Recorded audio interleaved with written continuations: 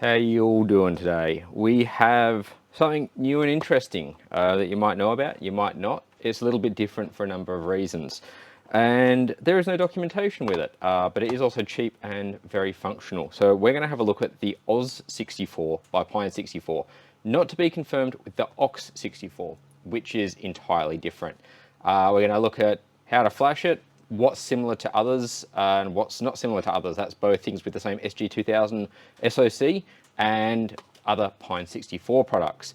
We will test its power. We will not be able to benchmark it with Geekbench because it is very limited, and we'll look at some of the image options available for it. We won't look at the documentation because there's fucking none.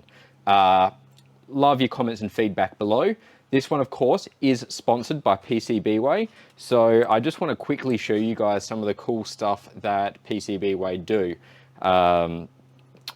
Mainly they make PCBs, of course, but what you may not know is they do 3D printing in a bucket load of materials.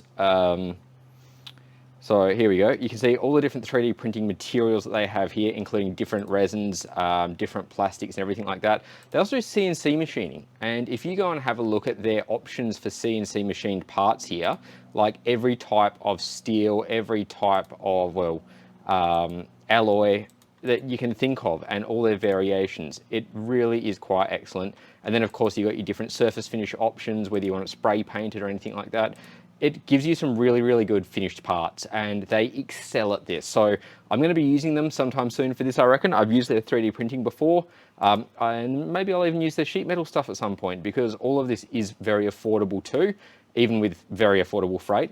It's worth knowing though that if you do upload something here, you get an indicative price to start with, and then it's going to go and get analyzed by an engineer. They're going to let you know if they find any issues with it, if something might need to be changed, if it's outside of tolerances. God damn, that is going to be some very fine surface finish. That's quite amazing. And then they'll get back to you with the final price and you can go back and forth with them. They're really, really good people. Their English is fantastic. So thank you for PCBWay for sponsoring this this channel essentially and this video. If you're not into PCBs, if you're not into 3D printing though, but you do like cool electronic stuff or tools, check out their module store because there's heaps there too. So now if we get back to it, go back to the Brio. Now, looking at the Oz64, I'm going to need a mouthful of the cold juice first because it's quite warm in here.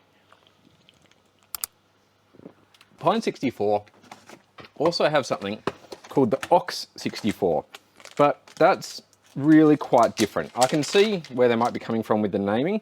Essentially, this is the BL808, so it's a dual core RISC-V SoC. It's got a 32-bit and a 64-bit core from memory, but this is your gumstick form factor, obviously, and this is Ox64 is available with 128 or 16 megabits of flash. The Oz64 is a little bit different. So let's change my camera's focus, open the box and have a look. Now, I'm really hoping that this is recording okay because, yeah, it should be. My preview is really laggy, which I'm finding strange. That's all good. So, this is the Oz64. As you can see, it's quite a bit different from the Ox64. This though is based around the Softco SG2000, which is in the Duo S and the Duo O1 module. Now this, you can see, is that standard credit card form factor, which is really, really good. A lot of people prefer this, but it's obviously very different to the Ox64. It's more just the dual core embedded nature that's similar. They have made some interesting design decisions, but just quickly, something that I think does stand out, if we look at the Duo Module 01, which is essentially its equivalent from Milk 5, they're not using that credit card form factor. They're wrinkly. They've gone a bit bigger. So this is kind of Raspberry Pi sized, and this is not. This is like tiny, tiny ATX size almost, but they do keep some of those common mounting options there. All right, so if we're going to look specifically at this, there's some really interesting design decisions they've made here that really some of them have me a bit confused. So if we start from here, that's your input power. It's not USB-C, it's 5 volt 3 amps through a little DC jack. And I cannot see any PMIC, which is really weird. So there's some LDOs on the board, but no actual PMIC. Going across then, we do have a MIPI LCD interface here, but there's no connector on it. So that makes me quite curious. There is an earphone connector here. I don't know if this is 3 or 4 pin. It's a little hard to tell. You've then got your 10100 Ethernet built on, which is good, but external magnetics, when you can get, you know, nice little RJ45 modules with the magnetics built in. And the other way up, this is a form factor I find quite strange. Continuing to go around the board, we have the option for an external Wi-Fi antenna there. There doesn't appear to be an onboard Wi-Fi antenna, so if you're using Wi-Fi, you'll need to plug one in. Single USB port, USB 2.0, I'm judging by the color, and it does say USB host. So I don't know if this supports dual mode or not. RTC battery port, always good to see. PoE header pins, good to see. Dual MIPI CSI, so they're each going to be 2 lanes. And then we have our shorter 26-pin Pi 2 header. Over here, we have an undocumented button, which I'm guessing is the boot debug button. We have a power button, reset button, our LEDs for power and status. We then have an eMMC module slot that doesn't have a corner keyed. It does only go on one way though. We have our ARM versus RISC-V switch. Now I've tested this, and without having anything on it, it is booting to RISC-V, and I'll show you how you know shortly. So a few very strange things there, from the power connector, the lack of connector there, not using something embedded, not having an onboard antenna, not having the notch for that cut out. On the back, there really isn't that much else going on. You can see there is a SPI flash spot there, and this is where your SD card goes. So I'm going to assume that all 3 storage mechanisms, due to how they're positioned, are sharing an SDIO 3.0 port or lane on the SoC. But other than that, it is pretty straightforward. So let's go and have a look at the documentation now. I'll jump back over to Firefox, and we have 2 Pine64 websites to be aware of. There's Pine64.org. You can see there is some information here. And now there is also Pine64.com, so this is the OG one. They pretty much have the same information, and from what I understand, this is the new one that's more kind of community driven. I don't know where, okay, stores go. I might see if they list me. If not, I should get listed here. Yeah, all right, so I'm gonna have to get them to list me on here. That's a little bit disappointing, but both of them then have their own wiki. In both instances though, there really isn't anything here. There is just the one NutX build by Lapyun. And then over on this one, if you go to the old wiki, again, they've got their NutX build. They do reference Fishwaldo's Debian build, which is excellent, and some other stuff, but this is pretty much copied and pasted from the Milk 5 page, or from the Softgo information, from what I can tell. So we're really not left with much. Thankfully though, this SG2000 is also what's used in the Duo Module 01 and the Duo S. So these instructions are pretty much the same, including burning the eMMC, with the downside of there only being a Windows tool. I did have a quick search and I couldn't find a Linux tool, so also disappointed, but we'll go with SD card. So what are we going to be using? That is the SG2000 Debian image by Fishwaldo. Justin, thank you very kindly for your contributions to pretty much everything embedded. You're a genius. We love it. Keep up the great work. So when you go into here, if you go to the latest released, what you're going to want is the Duo S SD image, and that you pretty much just download and dump straight on an SD card. Extract it and use Balena Etcher, or in my case, I just use the disks utility and do, like when I've got it, I can just restore disk image from here, and then you've got your SD card pretty much ready to go. Now, to connect to it, you're going to want to use PuTTY. Now, let's go back to the desktop here, and I'm just going to set the focus a little bit better. So for that, to connect to it, I'm just going to be using this little serial module here. I think I've got some of these in stock. There's a few different options, and you want to connect them. This is 5 volt out. We're not going to bother with this TRS connector. You pretty much want to go 5 volts on that second pin. I'm going to skip ground for now, then white, and then green. When I connect ground is when it's going to be powered on. So I'll leave that for a moment.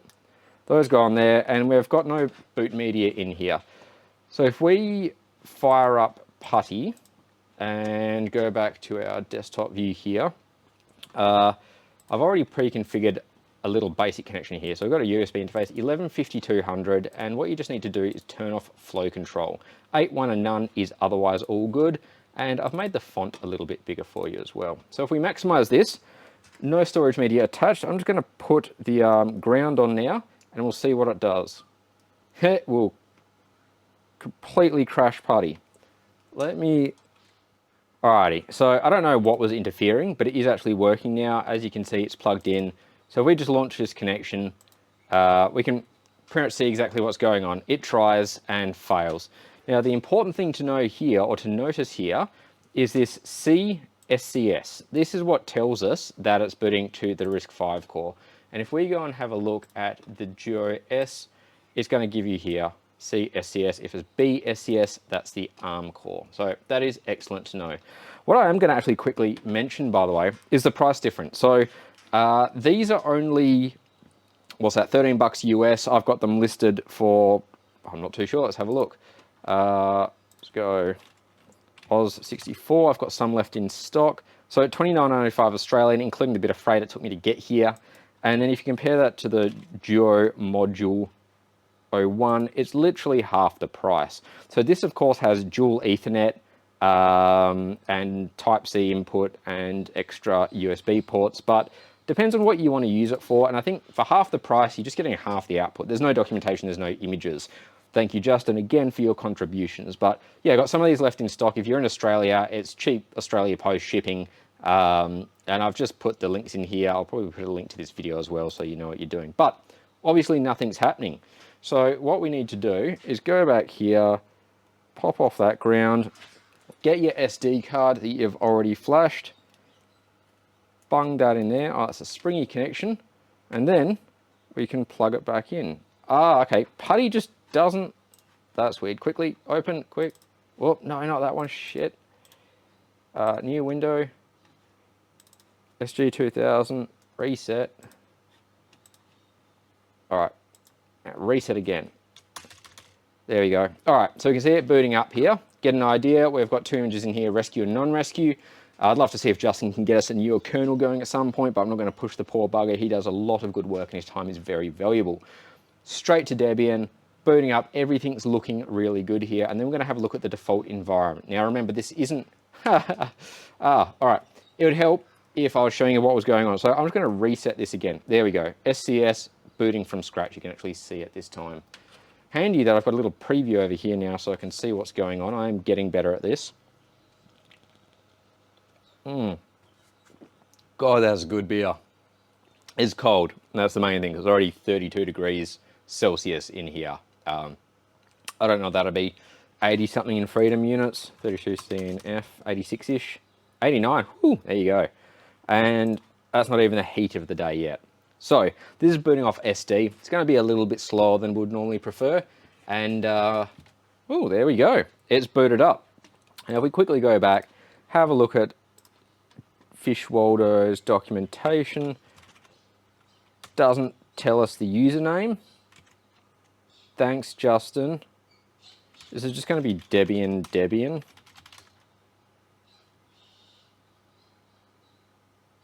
Justin. What's your username? All right, I found it by happening across this in the repo. So it is Debian and RV for the password. Now, if we have a look here, we can see that's our 510 kernel built back in May. 3 minus M, we have our 512 meg of RAM, 47 is used. What's that used by? Network manager for the most part. Jesus, and how, and system D. God, I miss the old days of, you know, the init system, sysv based system. DF minus H, so that has expanded to take up the whole SD card, which is really neat. What else we got? We've got no swap file turned on, cat proc CPU info. We've got a single RV64 IMA FDV CSU. Now, I believe this is still the 0.71. I don't think it has RVV 1.0, but I could be wrong. And I think that's about it as far as this goes. What we probably want to have a look though is see IPA, if it's got USB, and I'm assuming that is going to be the Ethernet interface there. ENX, yep, and there is a default tunnel of some sort configured, which is a little bit weird. See if anything odd comes up with D message. RV if there's any, I don't want to read all that. Right. Nope, just Bluetooth. So at a cursory glance looking at this thing, it boots up straight away. The Ethernet's configured, the Wi-Fi is configured. Let's see if the Wi-Fi wants to join. So I'm just going to stick a little antenna on there. Be careful of those little connectors, they do break easy. NMCLI device. Ah, the Wi-Fi isn't actually listed. Yeah, I should grab 802. No, alright, so this build is missing the module, the driver, whether it's DKMS or built in for the Wi-Fi. So your Wi-Fi Bluetooth on this isn't going to work out of the box with Justin's build, it seems like. There's a Y, okay, Wi-Fi is D. That's interesting.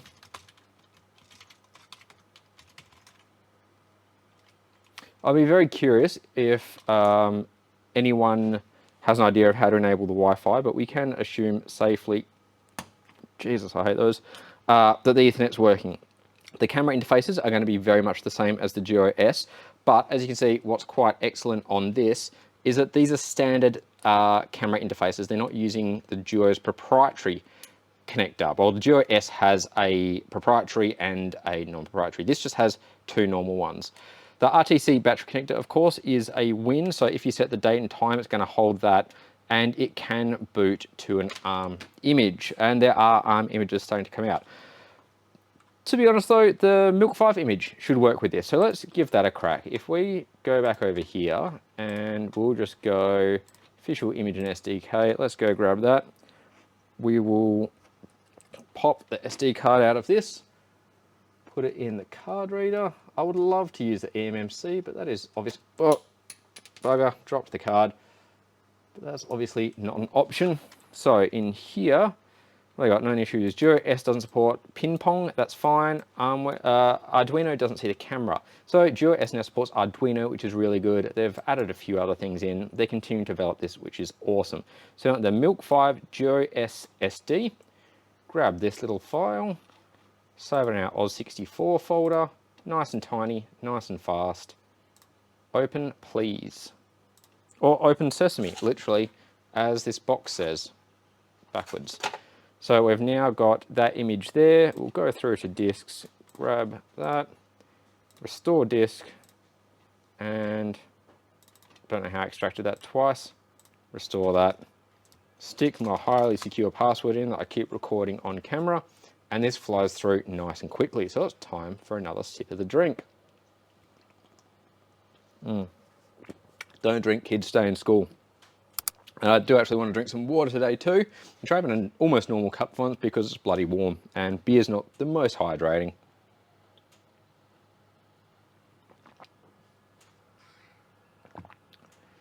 Don't know if you can hear the 3D printers going in the background, but they're a little bit loud today. Got a few little fun projects I'm going to be working on. Haven't got Clipper going yet because, you know, I can flash it and it boots. I know it's working on the printer, but I can't communicate with it no matter what I/O configuration I do in make menu config before I build it. So I'll get back to that at some point, but not a now problem. Now problem is this: eject that, minimize all of that. Where's Putty? Pardon me. Putty's having a mild, the SCU, bloody hell, SOC is having a mild fit because it's got no image. So we're going to bang that back in.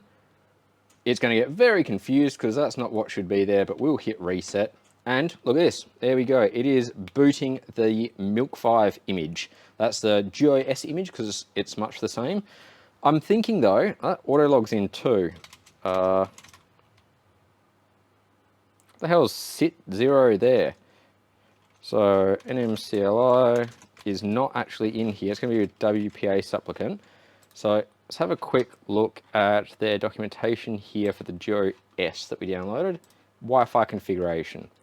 So VR etc WPA supplicant.conf, AP scan update config, that all looks good. So SSID will be PiFi and the password will be PiFi1234. So we do that, and then instructions say to do that. Why is my Why is that not pasted? God damn it, I hate Ubuntu sometimes. The shit that they change to make it different to everyone else. WPA supplicant, -B, -I, WLAN 0, -C, etc, WPA supplicant.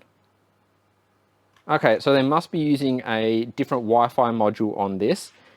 The page Y, I can't actually... AIC8800C. The last thing we can maybe try... Oh, see, this module uses the same as the Duo S. So it's not going to be of any use for us to... There's no different image, essentially. I'll say at this point, we're going to have to hope that Justin adds in the driver for this. And then we've got something that's essentially the Duo S, or the Duo eval board, in a Raspberry Pi form factor, which is really quite nice, with two normal camera interfaces and Wi-Fi and Ethernet instead of one or the other. I still am not a fan of that, but so be it. Otherwise, it seems like it does what you want it to do. The last thing that I'd love to have a look at is the power consumption. So we're gonna have to put this in line with the USB because I don't have the right module. So we'll get our awesome little FMB58 out, and gonna have to hope it actually works in reverse, if you get what I mean. It does. All right. Putty's, of course, crashed because it wasn't very happy, but if we reconnect, see here, upside down back. I've got to fix that too. No, that is backwards that way, yeah. So yeah, it draws 140 milliamps. That's backwards in some other way. I don't understand this whole... Oh, it's because this thing flips its display as well, Derp. Yeah, so if that wants to go that way, there we go. 140 milliamps roughly is pretty good. I'm a fan of this. I do get very frustrated by Pine64 not really giving you much information. If you want one of these, definitely drop by my shop and place an order while I've still got stock. I'm going to continue playing with this at home this weekend. I'm not obviously smart enough to get the Wi-Fi going, but I will shoot Justin an email, see if he wants to help out with it. I can always do another video if need be. Don't forget to go to his GitHub repo and just star it. Give him some support. Like, he puts in a lot of work at $0 for the community to support these things. So he's a bloody good dude. He's an absolute trooper. At the same time, I'll put a link below to PCBWay. If you use my link, you get $5 off your first order, but it also shows them that you're supporting my channel, that you came from my channel. Just sign up. You don't have to buy anything. It helps me out. It helps out them. And then you've got the options to, you know, go get stuff from the module store, or, you know, for $5, you can actually get some prototype PCBs made. So $5 for 10 pieces, up to 10 centimeters by 10 centimeters, up to 2 layers. And then you pay a couple of bucks shipping, probably $5 shipping, depending on where you are. So I appreciate you all coming out, having a look at this video. Don't forget to like and subscribe. Leave your comments below if you want to know more about this. The link to my shop will be there as well. So if you want to buy one of these, I think I've got half a dozen or so left because it's very hard to actually get stock continuously from Pine64. Be a good champ and stay in school. If you're in school, if you're not, always continue to learn more. There is so much to learn out there. And Diego, I look forward to hearing back from you sometime soon. I hope you're still learning and teaching as well. So take it easy. I'll catch you guys next time.